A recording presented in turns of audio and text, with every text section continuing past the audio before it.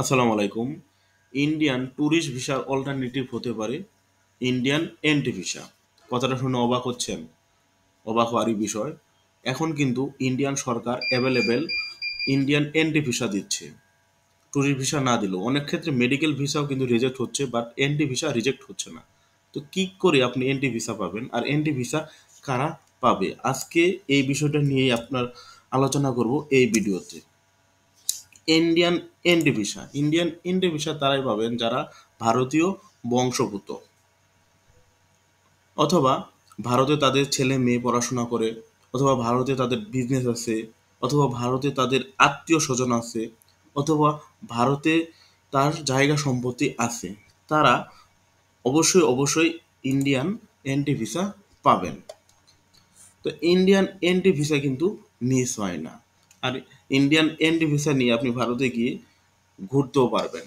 যাদের ভারতে বিজনেস আছে, যাদের ভারতে সম্পত্তি আছে, তারা তাদের প্রপার ডকুমেন্টস দেখিয়ে ইন্ডিয়ান এন্ট্রি ভিসা নিতে পারেন। ইন্ডিয়ান এন্ট্রি ভিসা জন্য অ্যাপ্লাই করলে সেটা মিস হওয়ার পসিবিলিটি খুবই কম। তবে এই ক্ষেত্রে প্রপার ডকুমেন্ট কিন্তু আপনাকে শো করাইতে হবে। ইন্ডিয়ান এন্ট্রি ভিসার জন্য কি লাগে? আপনি যদি দেখান যে আপনার ইন্ডিয়াতে সম্পত্তি আছে কিংবা কোনো বিজনেস আছে, সেক্ষেত্রে তার এগেনস্টে আপনার একটা ডকুমেন্ট দিতে হবে। যদি দেখান যে ইন্ডিয়াতে আপনার স্বামী কিংবা আপনার স্ত্রী আছে, সেক্ষেত্রে আপনাদের কাবিননামা দিতে হবে। যদি দেখান যে আপনার ইন্ডিয়াতে সন্তান লেখাপড়া করে, সেক্ষেত্রে সেই স্কুলের ডকুমেন্টসগুলো আপনাকে শো করাইতে হবে।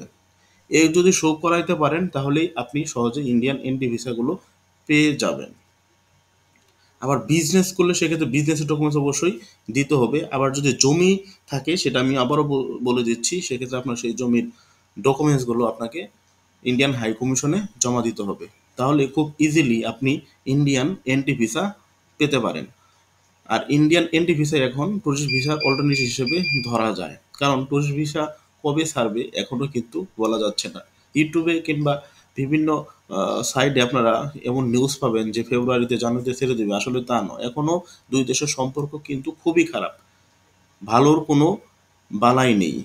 সুতরাং এই ট্যুরিস্ট ভিসা কবে চালু হবে কেউ জানে না।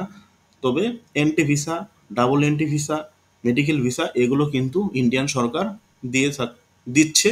সুতরাং আপনি এগুলো নিয়ে আপাতত ইন্ডিয়া ভ্রমণ করে আসতে পারেন।